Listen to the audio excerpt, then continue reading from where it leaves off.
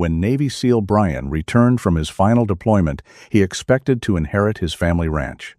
Instead, his greedy half-brother Marcus had secretly sold the land to build a luxury resort. Marcus left Brian with nothing but a rotting shack on a dangerous mountain cliff and a medically discharged, three-legged military dog named Rex. Marcus laughed, calling the dog a broken, useless thing. He believed Brian would freeze and give up, but he forgot one crucial detail. You never back a trained soldier and a combat dog into a corner. When a catastrophic storm hits the mountain, Marcus's concrete empire collapses under a massive landslide, trapping dozens of wealthy guests in the dark. Suddenly, the billionaire's only hope for survival rests in the hands of the brother he betrayed and the dog he threw away. Before we dive in, let us know in the comments which country you are watching from, and if you love stories that melt your heart, please subscribe to support our channel. Brian stepped off the bus into the biting cold of Aspen, Colorado. The winter air hit his face like crushed glass. He carried one canvas duffel bag. It held everything he owned after 12 years of active duty as a Navy SEAL. He had broad shoulders, calloused hands, and eyes that constantly scanned the perimeter. He wore a simple dark jacket and faded jeans. He had come home because his father died. He had come home to take over the family ranch. He walked 3 miles from the station to the property line. The snow crunched beneath his boots. He remembered the wooden fence, the red barn, and the smell of pine and horses. He expected silence. He expected the heavy peace of the mountains. Instead, he heard the roar of diesel engines. Brian stopped at the edge of the valley. The wooden fence was gone. The red barn was a pile of splintered wood. Yellow bulldozers tore through the frozen earth. Surveyors in bright vests marked the ground with neon flags. A massive billboard stood near the entrance. It read, "Pinnacle Peak Luxury Resort, coming soon." Brian did not drop his bag. He did not shout. He walked down the dirt path toward a temporary office trailer. A man stepped out of the trailer. It was Marcus. Marcus was Brian's half-brother. He was 3 years older. He wore a custom-tailored gray suit under a heavy wool coat. His hair was slicked back. He had a sharp jawline and an arrogant smile that never reached his eyes. Marcus had never worked a day on the dirt. He preferred spreadsheets and boardrooms. "You are late, little brother," Marcus said. He held a ceramic coffee cup. "Where is the house?" Brian asked. His voice was flat. "Demolished on Tuesday," Marcus replied. He took a sip of his coffee. The development group needed the land cleared before the hard freeze sets in. Brian stepped closer. "Dad left the ranch to both of us. You cannot sell it without my signature." Marcus smiled. He reached into his coat pocket and pulled out a folded document. He handed it to Brian. "Dad left the property to the family trust. You were deployed. You missed the probate hearings. I was named sole executor. The trust had debts. I liquidated the primary asset to clear the debts and maximize returns for the estate. It is completely legal. The resort developers paid a premium." Brian read the paper. The legal jargon was dense. The conclusion was simple. Marcus had used his absence to restructure the trust. Marcus sold the land. Marcus kept the money. Brian had nothing. "You stole it," Brian said. "I optimized it." Marcus corrected him. "This land was wasted on horses and sentiment. Now it will be a 5-star destination." People who steal legacies rarely understand the weight of the dirt they stand on. They only see the price tag. Marcus looked at the bulldozers with pride. Brian looked at the torn earth with grief. "You have no legal standing, Brian. My lawyers made sure of that," Marcus said. He turned and walked toward the back of the trailer. "But I am not heartless. Dad owned a secondary parcel, the ridge lot up by the tree line. The developers did not want it. The terrain is too unstable for construction. It is yours." Marcus reached into his pocket again. He tossed a rusty key ring into the snow at Brian's feet. "There is a hunting shack on it," Marcus said. "It has a roof. That is all you get." Brian looked down at the keys. He did not pick them up immediately. "Oh, and I have something else for you," Marcus added. He walked to a metal crate sitting near the trailer steps. He unlatched the door. A dog stepped out. It was a German Shepherd. The dog had a dull, matted coat. Its ribs showed through its fur. The animal kept its left hind leg lifted off the ground, avoiding putting weight on it. The dog looked up. Its eyes were sharp, intelligent, and deeply tired. "They dropped him off yesterday," Marcus explained. "Military transport. Said his name is Rex. Medically discharged, shrapnel in the leg, the handler died, and the dog is supposedly aggressive. They were going to put him down, but his paperwork got routed to Dad's address since Dad bred his father." Marcus looked at the dog with disgust. "He is useless. Cannot run. Cannot work. Just another broken thing. Take him with you. If he is still here tomorrow, I am calling animal control." Brian looked at Rex. Rex looked back. The dog did not growl. He just stood there, shivering in the cold, favoring his injured leg. Two veterans, both cast aside, both told they had no value left. Brian crouched down in the snow. He held out his hand. He did not rush. He let the dog sniff his knuckles. Rex hesitated. Then the dog leaned his heavy head against Brian's palm. Brian picked up the rusty keys. He stood up. He did not look at Marcus again. He did not need to. Anger was a wasted emotion on a battlefield. Survival required focus. "Come on, Rex," Brian said softly. The dog limped forward. Brian adjusted the strap of his duffel bag. He turned away from the construction site and started walking up the mountain toward the tree line. The wind blew harder. The temperature dropped.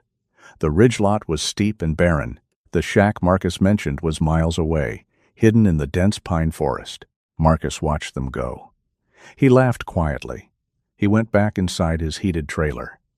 He thought he had won. He thought he had eliminated the only threat to his new empire. He believed a man with nothing and a dog with a broken leg would freeze to death or give up and leave town. He was wrong. He did not understand what 12 years of special operations training does to a man. He did not understand that stripped of comfort, a soldier finds his true element. Brian walked steadily up the incline. Rex stayed right beside him, matching his pace despite the limp. The resort faded into the distance behind them.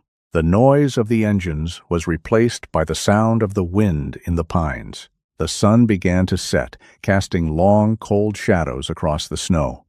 They reached the ridge just before dark. The shack stood at the edge of a cliff. The roof sagged, the windows were cracked. The wooden walls were rotted at the base. It offered almost no protection from the winter elements. Brian pushed the door open. The inside smelled like dust and damp wood. There was a rusted wood stove in the corner and a broken cot against the wall. Nothing else. Brian set his bag on the floor. He knelt beside Rex. He examined the dog's leg gently. The joint was stiff, the muscle atrophied, but it was not completely ruined. It just needed time, care, and discipline. "We start tomorrow," Brian told the dog. Rex thumped his tail once against the floorboards. Brian began gathering dry wood from under the porch to start a fire. The estate was gone. The money was gone. The past was gone. But Brian still had his hands. He still had his mind. And now he had a partner. They were at the bottom of the mountain, left with nothing. But a seal knows that the bottom is just the foundation for a climb. The cold woke Brian before the sun did. The shack had no insulation. The wind pushed through the gaps in the floorboards and cut across the single room. The fire in the rusted stove had died out hours ago. Brian lay on the broken cot for a moment. He looked at the ceiling. The wood was water-stained and rotting. He listened to the mountain. It was quiet, but it was a heavy quiet. He sat up. He did not pull the blanket tighter. He pushed it off.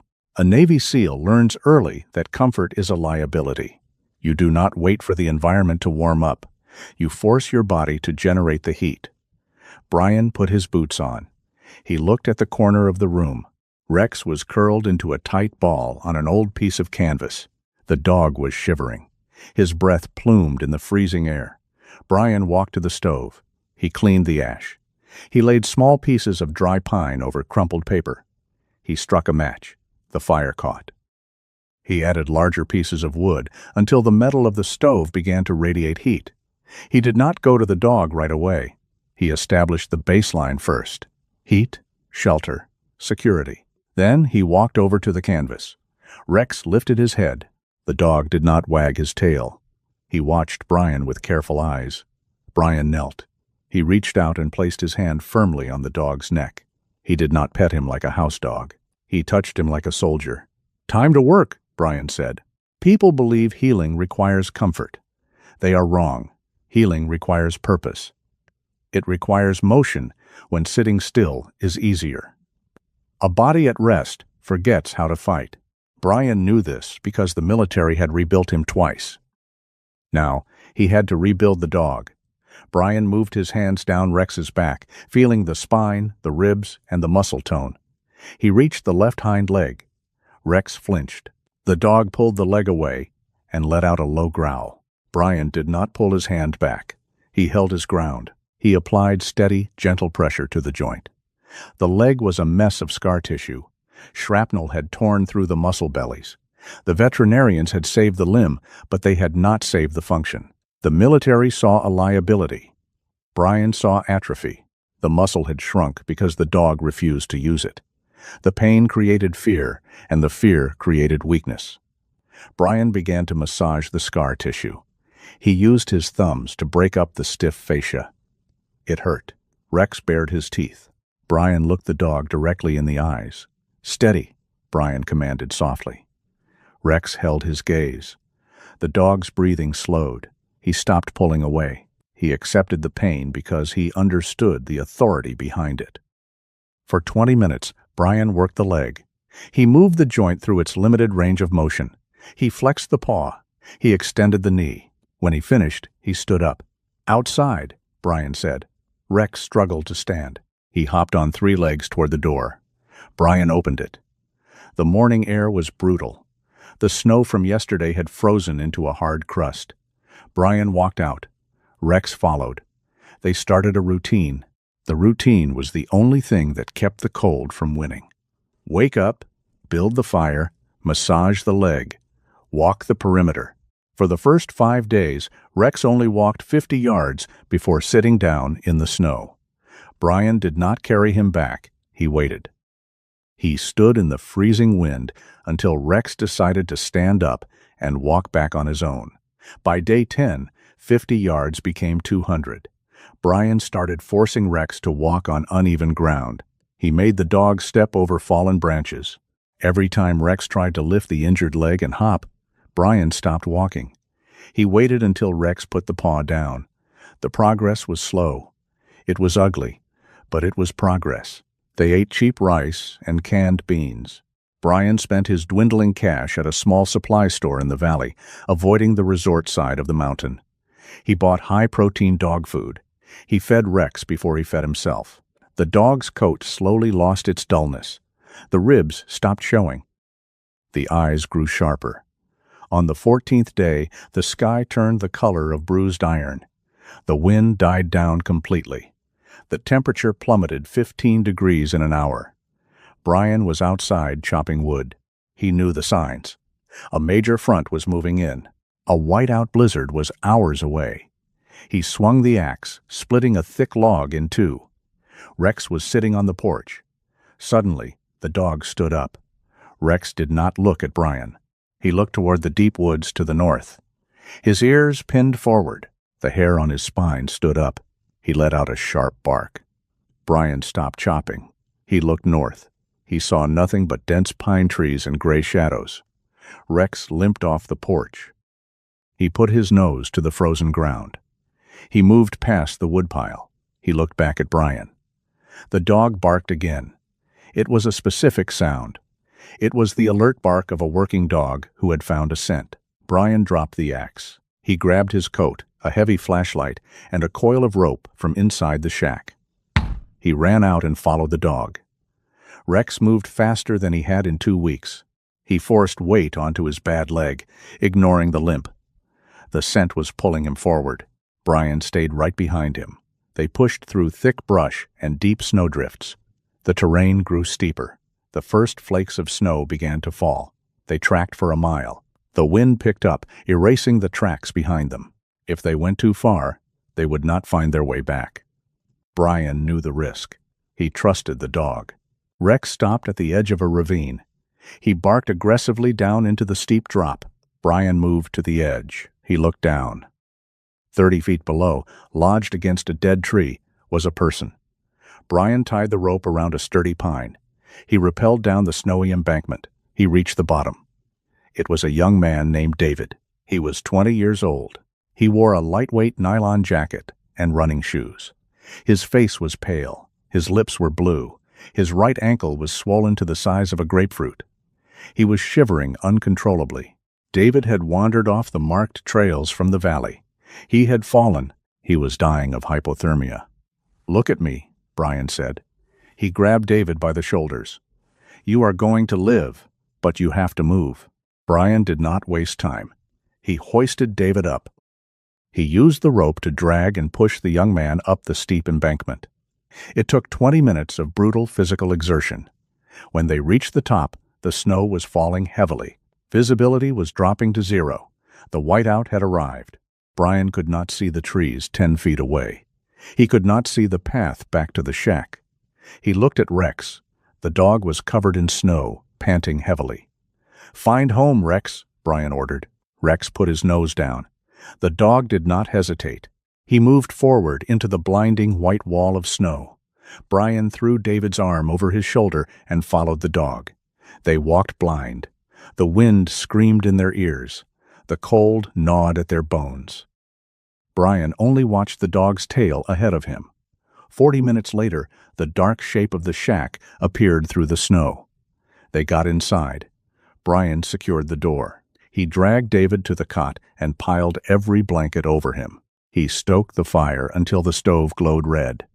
He boiled water. He forced David to drink. Slowly, the color returned to the young man's face. The violent shivering subsided. David fell into an exhausted sleep. Brian sat on the floor with his back against the wall. His muscles ached. He was freezing. He looked across the room. Rex was lying near the stove. The dog was licking his bad leg. He looked up at Brian. Marcus had called this dog a broken thing. The military had called him a liability. Brian looked at the animal that had just navigated a deadly whiteout on 3 good legs and saved a human life. Rex was not broken. He was a weapon that just needed recalibration. Brian leaned his head back against the wall. He closed his eyes. They had a roof. They had fire. And they had a purpose. The mountain had tried to kill them, and they had won. Tomorrow, the real work would begin. David left the mountain 2 days later. The local search and rescue team brought a snowmobile up the logging road to get him. They looked at the shack. They looked at Brian.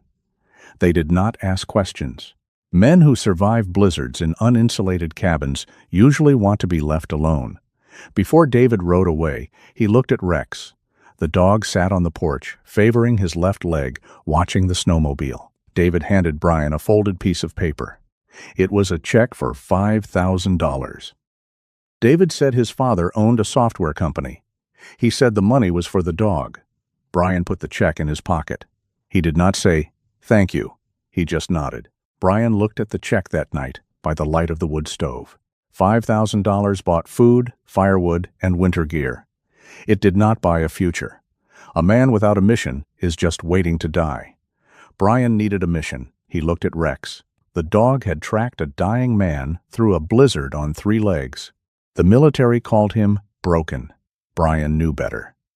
The world is full of broken things that still work perfectly if you know how to fix them. The next morning, Brian started building. He did not buy lumber. He used the forest. He chopped down dead pines. He dragged them to the clearing behind the shack. He used rope to lash the logs together. He built a climbing wall, a low-crawl obstacle, and a fire-building station. He worked for 10 days straight. His hands bled. The temperature never rose above freezing. Rex stayed beside him. The dog's leg grew stronger every day. The work gave the dog a rhythm. When the course was finished, Brian walked down the mountain. He went to the valley town. He bought a cheap, prepaid smartphone and sat in the local coffee shop. He created a simple website. He called it Ridgeline Tactical Survival. He listed 2 instructors, himself and Rex. He did not write a long biography. He listed his 12 years as a Navy SEAL and Rex's combat tracking experience. He set the price at $500 per person for a weekend course. He walked back up the mountain. 3 days later, a man wearing a bright yellow resort jacket hiked up the trail to the shack. His name was Greg. Greg was a security supervisor for Pinnacle Peak Luxury Resort. He was 50 years old, overweight, and breathed heavily from the climb. Greg liked authority but lacked the discipline to earn it. Greg stopped at the edge of the clearing. He looked at the log structures. He pulled an envelope from his jacket. "Brian," Greg said, catching his breath, "your brother sent me." Marcus says, "You are running a commercial enterprise on residential property." He says it violates the zoning agreement of the estate. Brian was chopping wood. He did not stop swinging the axe. The blade bit deep into the pine block. The sound cracked through the cold air. "The ridge lot is unzoned," Brian said. He pulled the axe free. "It is outside the municipal boundary. Marcus knows that." "He also said to give you this," Greg said. He held out the envelope. "It is a formal warning about trespassing on resort land. If your clients cross the property line, we will call the sheriff." Brian set the axe down. He walked over to Greg. He moved with the silent, heavy grace of a predator. Greg took a step back. Brian took the envelope. He did not open it. He folded it in half and put it in his pocket. "Tell Marcus the line is marked," Brian said. "Tell him to stay on his side." Greg did not say anything else. He turned and walked back down the trail quickly. Brian watched him go. He knew Marcus was not worried about zoning. Marcus was annoyed that Brian had not quit. Marcus wanted Brian to fail quietly. Brian intended to succeed loudly. The first clients arrived the following Saturday. There were 4 of them. They were software developers from Denver. They wore expensive, brand-new outdoor gear. They had soft hands and nervous smiles. One of them was a woman named Sarah. Sarah was 30 years old, sharp and skeptical. She looked at the rotting shack and the 3-legged dog. She looked like she wanted her money back. "Is this it?" Sarah asked. "This is it," Brian said. "Leave your phones in your cars. Grab your packs." Brian did not give a welcome speech. He led them directly into the woods. He set a brutal pace. He wanted to break their comfort zones immediately. For the first 4 hours, he taught them land navigation without a compass. He taught them how to read the moss on the trees and the direction of the wind. They stumbled, they complained. Sarah fell into a snowdrift and cursed. Brian did not help her up. He waited until she stood up herself. At noon, he stopped in a dense thicket of pines. "Fire is life," Brian told them. "You have 10 minutes to build a fire using only what you can find in a 10-foot radius. If you fail, we do not eat lunch." They failed. They gathered wet wood. They panicked. The 10 minutes passed. Brian did not give them extra time. He made them sit in the cold while he built a fire in 2 minutes using dry bark and a magnesium striker. He cooked cheap sausages over the open flame. The smell tortured them. "Survival does not care about your effort," Brian said as he ate. "It only cares about results." In the afternoon, Brian introduced them to Rex. He gave Sarah a piece of cloth. He told her to run into the woods for 15 minutes and hide. He told her to make it difficult. Sarah took the cloth and ran. She was angry. She wanted to prove him wrong. She waded through a frozen creek to mask her scent. She climbed a steep embankment and hid under a fallen tree covered in snow. Brian waited exactly 15 minutes. He brought Rex to the edge of the woods. He let the dog sniff the spot where Sarah had stood. "Find," Brian said. Rex dropped his nose. The dog did not run blindly. He moved with terrifying precision. He tracked the scent through the snow. He reached the creek. The water had washed the tracks away. Rex did not panic. He walked up the bank, lifting his head to catch the scent in the wind. He found it. He pushed through the thick brush, ignoring his bad leg. He moved like a guided missile. 10 minutes later, Rex stopped at the fallen tree. He let out a sharp bark. Brian arrived a minute later. Sarah crawled out from under the branches. She was covered in snow. She looked at the dog. She looked at Brian. Her skepticism was gone. It was replaced by absolute awe. "He tracked me through the water," Sarah said. Her voice shook slightly. "How?" "He focuses on the mission," Brian said. "He ignores the distractions." They spent the night in the freezing cold. Brian taught them how to build thermal shelters using pine boughs and snow. They shivered, they suffered, but they learned. When they hiked down the mountain on Sunday afternoon, they were exhausted, dirty, and bruised. But they walked taller. They had survived. Sarah stopped before getting into her car. She looked at Brian and Rex standing on the ridge. She did not ask for a refund. 2 days later, Sarah wrote a review on a massive adventure travel forum. She did not describe a luxury vacation. She described a grueling, authentic experience led by a real operator and a miraculous dog. She called it the most profound weekend of her life. Brian's phone started ringing the next morning. It did not stop. Sarah's review acted like a flare shot into the dark night of the internet. Brian's cheap, prepaid phone vibrated on the wooden table inside the shack. Then it vibrated again. By noon on Monday, he had 80 voicemails. He listened to them while chopping wood. People from cities across the country wanted to book a spot. They did not want luxury. They wanted something real. The modern world makes people soft. It wraps them in temperature control, digital validation, and artificial safety. Deep down, people know this. They crave the friction of the natural world. They want to know if they can survive when the lights go out. Brian offered them that answer. Brian took the money from the first few courses and reinvested it immediately. He did not buy a better heater for himself. He bought surplus military canvas tents. He bought heavy climbing ropes, medical kits, and compasses. He expanded the course from 4 people to 12 people per weekend. Rex became the heart of the operation. The dog no longer limped. The brutal daily routine had forced the muscles in his left hind leg to rebuild themselves thick and hard. The shrapnel scars remained visible under his coat, but he moved with the lethal grace of a predator. Rex demonstrated tracking. He demonstrated perimeter defense. When a client wanted to quit during the night march, Brian did not yell. He simply brought Rex over. He let the exhausted client look at the dog who had nearly been euthanized for being broken. The clients looked at Rex, swallowed their complaints, and stood back up. During the 6th week, a man named Tom registered for the course. Tom was 55 years old. He had gray hair, a weathered face, and sharp eyes. He did not tell Brian he was a senior editor for a national adventure magazine. He paid his fee and carried his own pack. Tom suffered through the freezing rain. He slipped in the mud. He watched Brian build a fire in a torrential downpour using only dead bark and a spark. He watched Rex find a hidden cache of rations buried beneath a foot of snow in under 3 minutes. On the final night, Tom sat by the fire and pulled out a small waterproof notebook. He introduced himself. He asked Brian why he lived in a shack when he could easily consult for private security firms in the city. Brian did not talk about his brother. He did not talk about the stolen inheritance.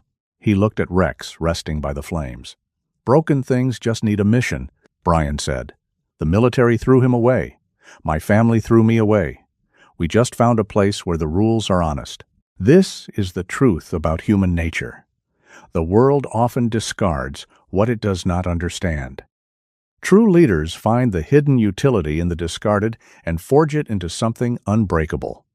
Tom wrote that exact thought down in his notebook. Down in the valley, Pinnacle Peak Luxury Resort was expanding at a reckless pace. Marcus wanted the main lodge and the luxury cabins finished before the prestigious winter gala. The gala was supposed to attract billionaire investors. Marcus ordered the excavation crews to cut deeper into the mountainside. He wanted a wider access road for the black cars and luxury SUVs. A geological surveyor named Helen arrived at the resort on a Tuesday morning. Helen was 40 years old. She wore steel-toed boots and carried a tablet filled with topographical maps. She stood in Marcus's temporary, heated office. She dropped a printed report on his desk. Helen told Marcus the soil on the lower ridge was unstable. She explained that cutting the ancient pine trees removed the deep root systems that held the mudstone and soil together. She warned him that the upcoming season predicted heavy, unseasonable rains before the hard freeze. "If you keep cutting into that slope, you are creating a landslide risk," Helen said. "The water will have nowhere to go. It will liquefy the soil." Marcus did not look at the report. He looked at his watch. He told Helen that his structural engineers had already signed off on the retaining walls. "Engineers do not control gravity," Helen replied sharply. "Concrete walls will snap like chalk if the mountain decides to move." Marcus fired her consulting firm that afternoon. He did not want warnings. He wanted progress. He hired a cheaper surveyor who was willing to sign the permits without asking difficult questions. The chainsaws kept running. The bulldozers kept digging. The mountain lost more of its anchor every single day. Tom's article hit the newsstands and the internet in early November. It was the cover story. The headline read, "The Seal, the Dog, and the Honest Dirt." The article did not just describe a survival course, it described a philosophy. It painted Brian as a raw, authentic leader, standing against the tide of modern softness. It painted Rex as a miracle of resilience. The response was explosive. Within 24 hours of the publication, Ridgeline Tactical Survival was booked solid for the next 2 years. Brian's inbox was flooded. He had to hire 2 fellow military veterans just to help manage the logistics and the wait list. The money poured in. It was clean money. It was earned through sweat and discipline. Marcus saw the magazine in a luxury grocery store in town. He bought a copy. He sat in the driver's seat of his expensive SUV and read it. His hands gripped the steering wheel tightly. He had taken the family trust. He had taken the valuable land. He had forced his brother into a rotting shack on a barren cliff. He had expected Brian to freeze, fail, or beg for help. Instead, Brian had turned a piece of garbage land and a crippled dog into a national phenomenon. Marcus felt a cold, hard knot of jealousy twist in his stomach. He looked through his windshield up at the ridge. He hated the shack. He hated the dog.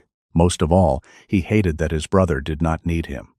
Marcus crumpled the magazine and threw it into the passenger seat. He picked up his phone and called his foreman, ordering the crews to work through the night. He needed his resort to be bigger. He needed to prove he was the winner. Up on the ridge, Brian did not care about the magazine. He was busy tying a rope around a massive log. Rex barked, ready for the morning run. The sky above them was turning a strange, deep purple. The unseasonable rains were coming. The rain did not start as a drizzle. It hit the mountain like a physical blow. The deep purple sky broke open, and a relentless gray wall of water fell upon Aspen. It rained for 3 straight days. The temperature hovered just above freezing, turning the precipitation into a heavy, freezing deluge.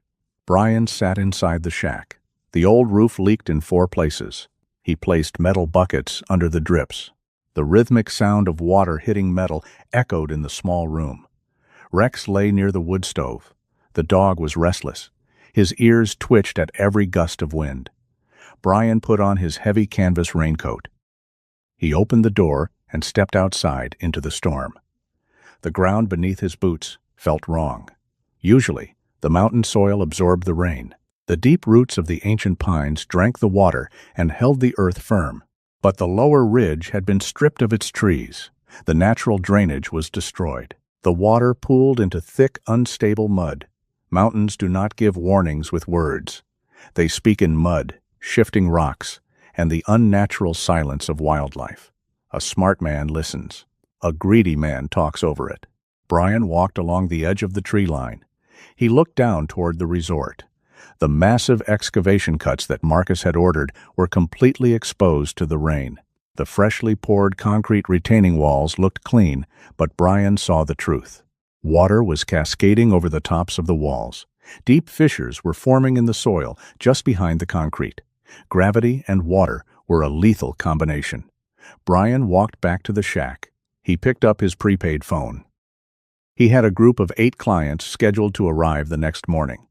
He typed a single message and sent it to all of them. Course canceled. Extreme weather hazard.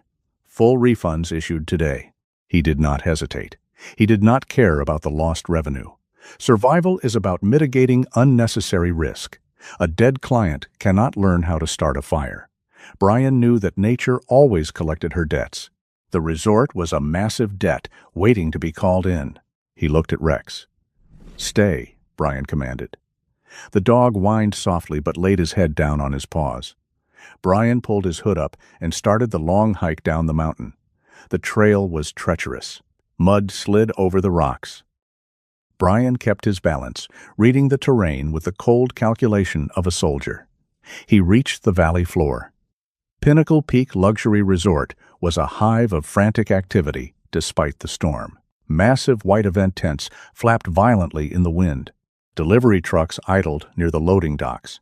Caterers rushed boxes of expensive food inside. Tonight was the grand opening gala. Brian walked through the main automatic doors of the newly finished lodge. The contrast was jarring. The lobby smelled like expensive wood polish and fresh lilies. Crystal chandeliers hung from the vaulted ceiling. Brian left a trail of dark mud on the pristine marble floor. Marcus stood in the center of the lobby. He wore a custom black tuxedo. His hair was perfectly styled. He was yelling at a man holding a clipboard. The man was Carter. Carter was the regional manager for the catering company. He was thin, pale, and looked entirely overwhelmed by the chaos of the event. "I do not care if the delivery truck is stuck," Marcus yelled at Carter. "Get the truffles here by 7 o'clock or you are fired." Carter nodded frantically and ran toward the kitchens. Marcus turned and saw Brian. The anger on his face morphed into a look of absolute disgust. "Look at my floor," Marcus said. He gestured to the mud. "You are trespassing. Get out." Brian walked closer. He ignored the mud. He ignored the tuxedo. "The slope above your new cabins is completely saturated," Brian said. His voice was calm, cutting through the noise of the lobby. "The water has nowhere to empty. The soil is liquefying behind your retaining walls. You need to evacuate this building." Marcus laughed. It was a sharp, mocking sound. He pointed out the massive glass window toward the mountain. "My structural engineers signed off on those walls yesterday," Marcus said. "We spent $2 million on concrete. It will hold." "Engineers calculate dry weight," Brian replied. "They did not calculate a 100-year rainstorm hitting a stripped hillside. The earth is shifting. I saw the fissures." Marcus stepped into Brian's space. "You saw mud. You live in a shack and play soldier in the dirt. Tonight, the governor is coming. 3 billionaires are arriving in private cars. I am about to launch the premier destination in Colorado. You are just trying to ruin it because you have nothing." Brian did not flinch. He looked at his brother. He saw a man entirely blinded by ego. He saw a man who believed money could negotiate with nature. "The mountain is liquid," Brian stated simply. "If you put those VIPs down in the basement banquet hall tonight, you will drown them. Cancel the event." "Security!" Marcus shouted. 2 large men in black suits started walking across the lobby. Brian did not wait for them. He had delivered the warning. That was his only obligation. He turned around and walked out the glass doors, stepping back into the freezing rain. The hike back up the mountain took twice as long. The mud was thicker. The wind howled through the pines. By the time Brian reached the shack, darkness had fallen completely. He was soaked to the bone. He locked the door. He stripped off his wet jacket and built up the fire. The flames roared, casting erratic shadows on the wooden walls. Rex was not sleeping. The German Shepherd was pacing back and forth across the small room. The dog ignored his food bowl. He ignored the warmth of the stove. "Settle down, Rex," Brian said. Rex did not listen. This was highly unusual. The dog had impeccable discipline. Since the blizzard, Rex had never shown signs of panic. Around 9 o'clock at night, the rain hit a fever pitch. It sounded like a freight train roaring directly above the roof. The wind battered the thin walls of the shack. Suddenly, Rex stopped pacing. The dog stood dead center in the room. His muscles went completely rigid. He stared intensely at the floorboards. Then he began to dig. He clawed frantically at the solid wood floor, ripping splinters from the planks. Brian stood up. He recognized the behavior. It was the same frantic energy Rex used when he found a buried target. But there was nothing under the floor. Rex stopped digging. He ran to the front door. He scratched violently at the wood. He turned his head, looked directly at Brian, and let out a continuous, piercing bark. It was not a warning bark. It was an alarm. Brian felt it then. It traveled up through the soles of his boots, a deep, subsonic vibration. It was not thunder. Thunder comes from the sky and shakes the windows. This came from deep within the earth, shaking the very foundation of the world. The mountain was moving. The deep vibration beneath the floorboards grew into a deafening roar. It sounded like the earth itself was tearing apart. Brian grabbed his heavy gear bag from the corner of the room. He clipped a thick nylon leash onto Rex's collar. He did not wait inside the shack to see what would happen. A wooden box sitting on a cliff is nothing but a coffin during a landslide. He stepped out into the freezing rain and moved immediately to the high, rocky ground above the tree line. He looked down into the valley below. The darkness was absolute, but the terrible sound painted a clear picture in his mind. The mountain was giving way, sliding down toward the resort. Down at Pinnacle Peak Luxury Resort, the grand opening gala was at its absolute peak. The massive basement banquet hall was filled with soft classical music, expensive imported champagne, and the loud, confident laughter of wealthy investors. Women wore elegant silk gowns. Men wore custom-tailored suits. Waiters moved silently among the beautifully decorated tables, carrying silver trays filled with gourmet food. Marcus stood near the grand marble staircase in the main lobby, directly above the basement hall. He held a glass of expensive scotch. He smiled warmly at a local politician, shaking the man's hand. He felt completely victorious in that moment. He had built a massive financial empire on stolen land, and the entire world was applauding him for his brilliant vision. Then the bright lights flickered. The soft music cut out completely. A violent, sickening shudder ripped through the solid marble floor. The politicians and the billionaires stopped laughing.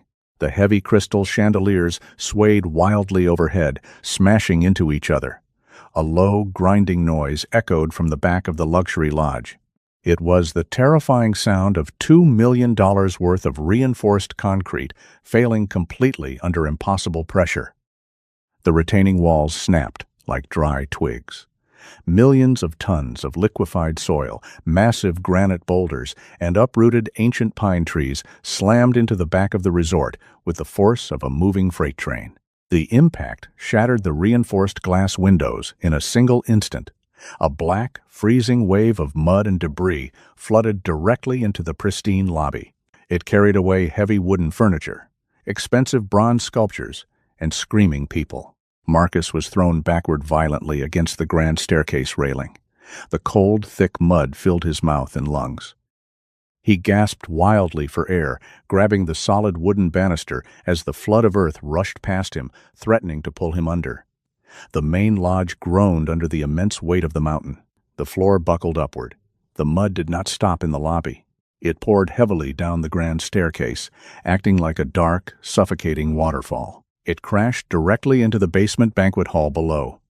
Terrified screams erupted from the darkness beneath Marcus. Then, the heavy double oak doors of the basement hall buckled and slammed tightly shut under the sheer pressure of the mud, sealing all the guests inside. The emergency backup generators tried to kick on automatically, but the mud had already swallowed the electrical room entirely. The entire resort went completely dark. Panic strips a man of his fancy titles and his tailored suits, leaving only the raw, ugly truth of his character exposed to the harsh elements. Marcus pulled himself up the stairs, covered from head to toe in freezing mud. His custom tuxedo was torn to shreds. His expensive leather shoes were gone. He stood heavily on the upper landing and looked down at his ruined empire. The beautiful lobby was now a deadly swamp of debris. The luxury cabins outside were smashed into tiny splinters. He heard muffled, desperate screams coming from beneath the thick floor. 30 VIP guests were trapped in the basement. The limited air supply would not last long under the crushing weight of the wet earth and debris. Marcus stumbled blindly outside through a shattered window frame. The freezing rain continued to beat down on his face. He ran toward the security office building. It was partially collapsed. He found Greg, the security supervisor, pulling himself out of the rubble. "Call the fire department," Marcus screamed hysterically over the raging storm. "Call the state police. Get the rescue helicopters here right now." Greg wiped thick blood from his forehead. He held up a crushed satellite radio. "The main access road is completely washed out," Greg yelled back. "A full mile of the highway is gone. No fire trucks can get up here. Helicopters cannot fly in a storm with zero visibility. We are completely cut off from the world." Marcus looked around the dark ruins in absolute terror. He saw the expensive excavation equipment parked safely near the tree line. "Start the bulldozers. We have to dig them out of the basement. The mud is 10 feet deep and still moving," Greg said. "Heavy machinery will just sink instantly and trigger another fatal slide. We cannot touch it." Millions of dollars in modern technology and heavy equipment were entirely useless. The mountain had violently reclaimed its territory, and it did not care about Marcus's wealth or influence. He was completely helpless. The people in the basement were going to die, and he was going to be responsible for it. His massive arrogance had built their concrete tomb. Marcus looked up the dark mountain. Through the driving rain, he saw a faint, flickering light high on the ridge. It was the simple gas lantern hanging on the porch of the old hunting shack. He knew what he had to do. The only person on the mountain who actually understood how to navigate a lethal disaster was the brother he had callously discarded. Marcus started climbing. The marked trail was totally gone. He crawled on his bare hands and knees through the freezing, sliding mud. The heavy rain blinded him. The sharp rocks cut deeply into his hands. He slipped and slid backward multiple times, but absolute desperation drove him forward. He climbed for an hour, fighting the very mountain he had arrogantly tried to conquer. He lost his coat along the way. He was freezing, bleeding, and entirely broken. Brian stood silently on the porch of the shack. He watched the dark figure crawl weakly over the edge of the ridge. Rex stood right beside him, perfectly still, watching the man approach with sharp eyes. Marcus collapsed onto the wet wooden planks of the porch. He was totally unrecognizable. He was covered thickly in black mud and red blood. He looked up at Brian. He did not see a man he had defeated. He saw his absolute last hope. "They are trapped," Marcus gasped. His voice cracked badly. He was openly sobbing. "The basement. The mud buried the doors. The roof is going to cave in soon. The emergency crews cannot get here." Brian looked down at his brother. He did not smile. He did not gloat. A real soldier never takes pleasure in the destruction of human life, even the life of an arrogant enemy. "I warned you," Brian said. His voice was steady, calm, and cold. "I know!" Marcus cried out. He forced himself up onto his shaking knees. The wealthy, powerful developer knelt humbly in the dirt before the brother he had brutally robbed. "I was totally wrong. I took everything from you. I admit it. But please, there are innocent people down there. They are suffocating in the dark. I cannot save them. Only you can." Marcus pressed his bleeding hands against the muddy floorboards. He lowered his head completely. "Save them, Brian," Marcus begged. "Please." Brian looked at Rex. The dog looked back, waiting eagerly for the command. Brian reached inside the shack and grabbed his heavy tactical pack. He slung it over his broad shoulder. He grabbed a steel pry bar and a thick coil of heavy climbing rope. He walked right past his brother. "Stay here," Brian told Marcus. "You are a liability." Brian stepped off the porch and disappeared into the raging storm, heading straight into the heart of the disaster. Rex followed closely at his heels. They did not walk like helpless victims. They moved with purpose, like an elite rescue team. The mountain had fallen, but they were ready to answer the call. The storm raged blindly as Brian and Rex descended the mountain. Brian did not take the washed-out trail. He took the direct route down the rocky cliff face. He trusted his boots. He trusted the heavy climbing rope. He trusted the dog moving beside him. They reached the valley floor in 20 minutes. The Pinnacle Peak Luxury Resort was a graveyard of shattered wood and wet earth. The lobby was entirely destroyed. The mud flow had pushed straight through the building and piled heavily over the rear exit. The basement banquet hall was buried underneath 10 feet of liquefied soil. Brian walked into the ruins of the main floor.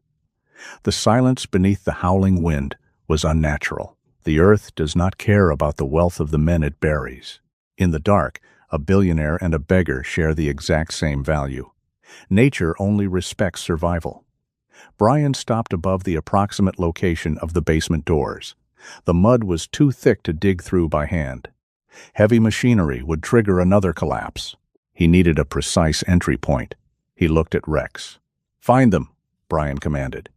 Rex dropped his nose to the ruined marble floor. The dog ignored the freezing rain pouring through the shattered ceiling. He ignored the smell of ruptured gas lines and broken sewer pipes. He focused entirely on the faint scent of human breath filtering up through the microscopic cracks in the foundation. Rex paced slowly across the debris. His bad leg did not falter. He reached a corner of the lobby near the collapsed electrical room. He stopped. He began to dig furiously at a pile of splintered drywall and thick mud. He let out a sharp, continuous bark. Brian ran to the spot. He cleared the debris with his bare hands. Beneath the mud was a metal grating. It was an old ventilation shaft that Marcus's construction crew had built over but failed to remove. It connected directly to the ceiling of the basement hall. Brian wedged the heavy steel pry bar into the edge of the grate. He pulled back with all his strength. His muscles burned. The metal groaned heavily. The rusty bolts snapped under the extreme pressure. Brian threw the grate aside. A rush of warm, stale air hit his face. He shined his heavy flashlight down the shaft. He saw the terrified faces of 30 people looking up at him from the darkness. "Listen to me," Brian shouted down the hole. His voice carried absolute authority. "The structural integrity is failing. We have exactly 10 minutes before the ceiling collapses completely. I am dropping a rope. Women and older men first. Tie it under your arms. I will pull you up." He secured one end of the heavy climbing rope around a massive, unbroken concrete pillar. He dropped the other end down the shaft. The extraction was brutal. Brian pulled them up one by one. His hands bled profusely. His shoulders ached with a dull, screaming pain. He did not stop. Rex stood at the edge of the hole, grabbing the collars of the exhausted guests with his teeth and pulling them completely over the ledge to safety. The dog worked tirelessly, dragging the survivors away from the unstable floor. They pulled up 29 people. The basement ceiling began to crack loudly. The mud shifted violently above them. Only one man was left at the bottom. It was Carter, the catering manager. He was frozen in sheer panic. His hands shook violently. He could not tie the knot. "I cannot do it," Carter screamed. "My hands will not work." Brian did not waste time with encouraging words. He wrapped the rope around his own waist. He rappelled straight down into the pitch-black basement. He hit the flooded floor. The water was up to his knees. He grabbed Carter by his torn shirt. He tied the rope tightly around the man's chest. "Climb!" Brian ordered. Brian pushed Carter upward while pulling himself up the rope hand over hand. The ceiling above them buckled sharply. A massive chunk of concrete fell, splashing heavily into the dark water. They reached the top just as the entire basement gave way with a deafening roar. The floor collapsed completely, swallowing the empty space below. Brian threw Carter over the edge. He pulled himself up onto the solid marble floor. He lay on his back, breathing heavily. Rex walked over. The dog licked the mud and blood off Brian's face. Brian reached up and rested his hand on the dog's wet neck. They had won. 2 hours later, the state police and heavy rescue teams finally cleared the highway. Red and blue emergency lights illuminated the devastated valley. Paramedics wrapped the survivors in thermal blankets. Marcus stood near an ambulance. He was treated for severe cuts and shock. He watched the paramedics tend to the wealthy guests. Not a single life was lost. He turned and looked for his brother. Brian was already gone. He did not stay for the flashing cameras. He did not stay for the gratitude of the billionaires. He and Rex walked quietly back up the treacherous, muddy trail toward the ridge. They left the chaos of the broken resort behind them. The morning sun broke through the heavy gray clouds as they reached the old hunting shack. The structure was battered, but it stood strong on the solid rock. Brian opened the door. He built a warm fire in the rusted stove. He poured fresh water into Rex's metal bowl. A man does not need an empire to be wealthy. He only needs a purpose, a solid foundation, and a loyal partner to stand beside him in the dark. Brian sat on the wooden floor next to the stove. Rex curled up tightly against his side, resting his heavy head on Brian's knee. They had everything they needed. The sun rose over the broken valley. It revealed a landscape of absolute devastation. The luxury resort was gone. It was replaced by a massive scar of brown earth and splintered wood. The news helicopters arrived at dawn. They circled like vultures over the ruins. Brian did not care about the helicopters. He sat on the porch of his shack. He drank black coffee from a tin cup. Rex lay at his feet, chewing on a thick pine branch. Down in the valley, the reality of the disaster set in.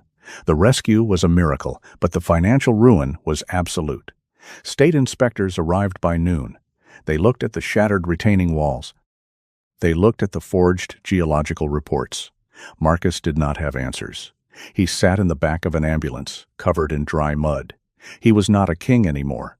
He was a criminal. The world moves fast when money is involved. By the end of the week, the development group filed for bankruptcy. The local government issued massive fines for environmental negligence. Marcus faced multiple lawsuits for reckless endangerment and fraud. He lost his custom suits. He lost his expensive cars. He lost every single dollar he had stolen from the family trust. The bank froze his accounts. The lawyers abandoned him. Brian did not go down to the town to watch his brother fall. A man of discipline does not need to celebrate the failure of others. He just needs to continue his own mission. Brian kept running his survival courses. The waiting list grew longer. The people who came to the mountain did not want to stay in luxury cabins anymore. They wanted to learn how to survive when the luxury failed. 2 weeks after the landslide, a black SUV navigated the muddy, repaired logging road. It stopped at the edge of the tree line below Brian's ridge. A man stepped out. He wore a simple jacket and hiking boots. He was older, perhaps 60. He looked up the steep trail. He started walking. Brian was chopping wood when the man arrived. Rex let out a low warning bark, but he did not show his teeth. The dog sensed no threat. Brian set his axe down. He wiped the sweat from his forehead. "It is a hard climb," Brian said. "It is harder when you are my age," the man replied. He breathed heavily. "My name is Arthur Pendleton. I am the chairman of the investment group that funded Pinnacle Peak." Brian nodded. He recognized the name. Arthur was one of the men he had pulled from the flooded basement. "I came to say thank you," Arthur said. "You did not stay for the cameras. You did not ask for a reward. You just pulled us out of the dark and disappeared." "I did my job," Brian said simply. "The dog did the rest." Arthur looked at Rex. The German shepherd stood tall, his coat shining in the afternoon sun. The dog looked nothing like the broken animal that had arrived in a metal crate months ago. "I have spent my entire life building things with concrete and steel," Arthur said. He looked out over the valley. "I thought money could control the earth. I was wrong. The only thing that held solid that night was you." Arthur reached into the inner pocket of his jacket. He pulled out a thick manila envelope. He handed it to Brian. "When the resort project collapsed, the land went into receivership," Arthur explained. "The bank was going to auction it off to cover Marcus's debts. I bought it. All of it. The valley floor, the lower ridge, and the original ranch property." Brian looked at the envelope. He did not open it. "It is yours," Arthur said. "The deeds are in your name. Free and clear. It is not a reward. It is a correction. Your brother stole your legacy. I am just putting it back where it belongs. Justice is rarely delivered by the legal system. The law is slow, blind, and easily manipulated by those with deep pockets. True justice is usually delivered by the quiet, undeniable force of character meeting opportunity. Brian opened the envelope. He saw the official county seals. He saw his own name printed on the property lines. He looked down at the paper. He felt the heavy weight of the past 12 years lift off his shoulders. The deployments, the loss, the cold nights in the shack. It all culminated in this single moment. "What will you do with it?" Arthur asked. "Rebuild the barn," Brian said without hesitation. "Expand the training grounds. Plant new trees where Marcus cut them down. Let the mountain heal." Arthur smiled. He extended his hand. Brian took it. They shook hands firmly. It was an agreement between two men who understood the true value of life. Arthur turned and began the long walk back down the trail. The construction of the new cabin began the very next month. Brian did not hire a massive contractor. He hired local carpenters from the valley town. They were honest men who worked with their hands and respected the wood. They laid a strong stone foundation. They raised thick, heavy logs. Brian worked right alongside them. He hammered nails. He carried beams. The physical labor was a different kind of healing. It was not the desperate survival of the winter. It was the purposeful creation of a future. Rex was always there. The dog patrolled the perimeter of the new construction site. He chased away coyotes. He sat near the warming fire while the men ate their lunch. The carpenters grew to love the dog. They brought him extra scraps of meat. They marveled at his discipline. Rex never begged. He only accepted what was given.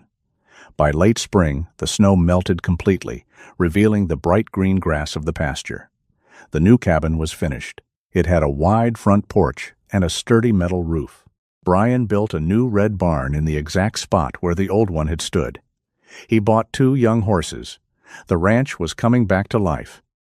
The survival school, Ridgeline Tactical Survival, became the premier training facility in the country. Military units, corporate teams, and ordinary people came to the valley. They learned how to build fires. They learned how to navigate. Mostly, they learned how to trust themselves. Brian taught the classes, but Rex was the true star. The dog demonstrated tracking techniques that left seasoned veterans speechless. One evening in early summer, Brian stood on the new front porch. The sky was painted in brilliant shades of orange and purple. The air smelled like pine needles and fresh rain. He held a cup of coffee. He leaned against the sturdy wooden railing. He thought about Marcus. He heard his brother had taken a plea deal. Marcus was serving 3 years in a federal prison. Brian felt no anger anymore. Anger was a heavy burden, and Brian had laid it down a long time ago. Rex walked up the steps. The dog pushed his head under Brian's hand. Brian rubbed the dog's ears. He looked out over the vast green valley. He had reclaimed his father's legacy. He had not used expensive lawyers or dirty tricks. He had used the sheer, unbroken will of a soldier and the loyal heart of a dog. The world is full of broken things, but if you have the patience to rebuild them, they are often stronger at the broken places. Brian took a sip of his coffee. The mountain was quiet. The war was over. He was exactly where he belonged. Sometimes the world throws away what it considers broken, just like the military did with Rex and Marcus did with Brian. But true strength is not built in luxury. It is forged in the cold, hard dirt.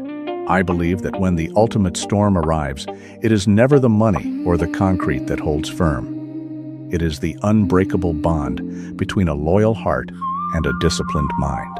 Brian and Rex proved that you do not need an empire to be wealthy. You just need a purpose.